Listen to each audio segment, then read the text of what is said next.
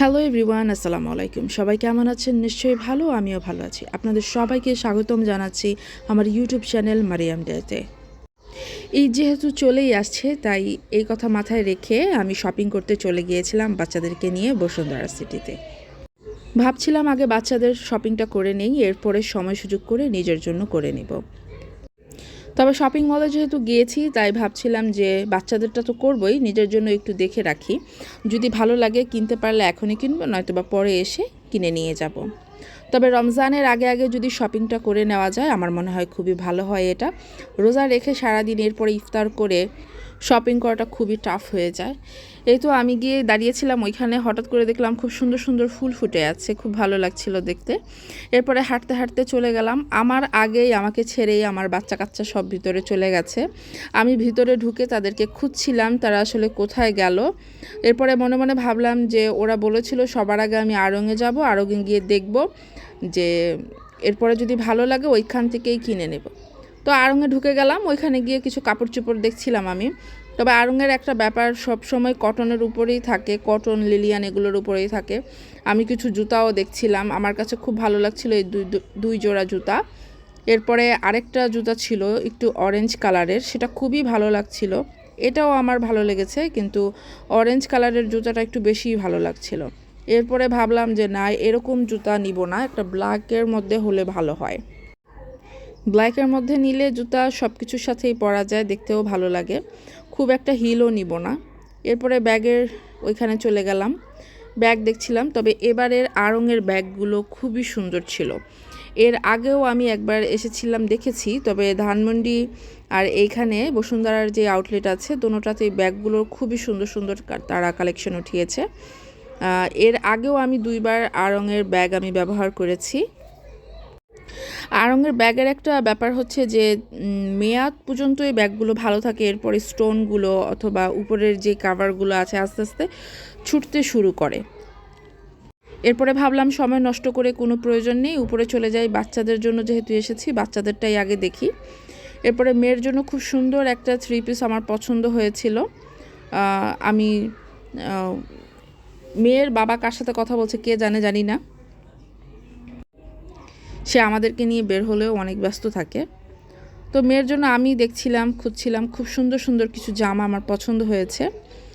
2-3টার মতো আমার জামা পছন্দ হয়ে ওইখানে আমার ভালো লেগেছিল।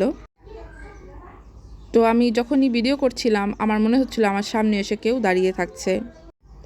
মেয়ের জামার পরে এরপরে দেখা শুরু করলাম ছেলের শার্ট। আড়ংয়ে এখন ছেলের শার্ট খুব একটা ওইভাবে পাওয়া যায় না। এরপরে বেরিয়ে মেয়ে পোজ দিচ্ছিল, মেয়ে যা দেখছিল তাই কিনতে চাচ্ছিল। এই ব্যান্ড কিনবে, সে জুতা কিনবে, ব্যাগ কিনবে, সবই তার কাছে ভালো লাগছিল। তো আমি বললাম যে আগে তোমার জুতা জামা সব কিছু কিনে নেই, শেষে ব্যাগ ব্যান্ড এগুলো কিনা যাবে। তাও তার এই ব্যাগটা খুবই পছন্দ হয়েছে, সে এটা কিনবেই। তবে আমার কাছে প্রাইসটা খুবই বেশি মনে হয়েছে, 1250 টাকা এই ব্যাগটার দাম। অনেকের কাছে এই ব্যাগটার দামটা খুব একটা বেশি না, তবে আমার কাছে মনে হয়েছে যে 1250 টাকা একটা বাচ্চা মেয়ের ব্যাগ কেনার পিছনে খুবই ফালতু খরচ, এটা আমার মনে হয়েছে। এরপরে বাচ্চা তো কিনে তো দিতে হবেই।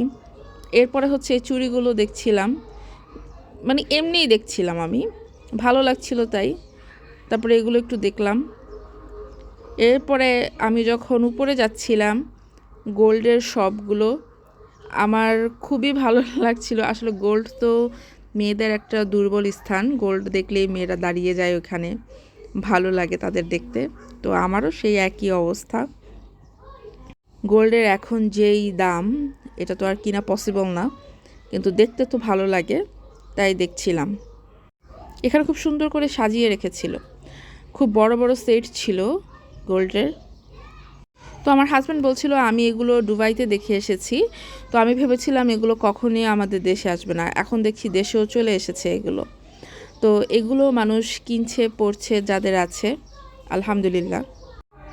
তবে অনেক বড় বড় সেটের থেকে ছোট ছোট জিনিসগুলো খুবই ভালো লাগে। ছোট ছোট যেমন এই বল চেনগুলো আছে, হাতের ছোট ছোট যেই চুড়িগুলো আছে, কানের যে পাশাগুলো আছে সেগুলো। এরপর উপরে চলে এসেছিলাম। উপরে এসে অনেকক্ষণ বসেছিলাম আমি, বাচ্চারা কিছু খাওয়া দাওয়া করলো। যতক্ষণ আমি বসেছিলাম আমি এই মেয়ের নাচ দেখতে দেখতে আমার মাথা নষ্ট। এই মেয়ে এত এনার্জি কোত্থেকে পাচ্ছে আর এত নাচতে বলছে তাকে কে? তারপরে মেয়েও দেখে ফেললো, নিচে চলে আসার পরে মেয়ে দেখেছে, মেয়ে বলতেছে ও তার নাকি এটা ভালো লাগছে। আমি বললাম চলো তাড়াতাড়ি এখান থেকে। দৌড়াতে দৌড়াতে বলতেছে মা দেখো ফোনটা নিচে পানিতে ডুবিয়ে রেখেছে জানি কেন। সেই ফোনটা পানিতে ডুবলেও কোনো সমস্যা হয় না এজন্য। তো মোবাইল দেখছিলাম কিছুক্ষণ, এরপরে আবারও চলে গেলাম। এই থ্রি পিসটা খুব পছন্দ হয়েছে, তবে বাচ্চার বাবার পছন্দ হয়েছে এটা। এবার ঈদে আমি একটু খুব অন্যরকমই চাচ্ছিলাম। তো এই তো চলে এলাম যে রাতের একেবারে ডিনার করেই আমরা বাসায় ফিরব। এটা হচ্ছে কাচ্চি ভাই, এখানেই পাশেই বসুন্ধরা সিটির পাশেই আছে এটা। আমরা কাচ্চি অর্ডার দিয়েছিলাম, সে তো কিছুক্ষণ বসেছিলাম, আমরা দুটো জুসও অর্ডার করেছিলাম, বাচ্চারা জুস খাচ্ছিল।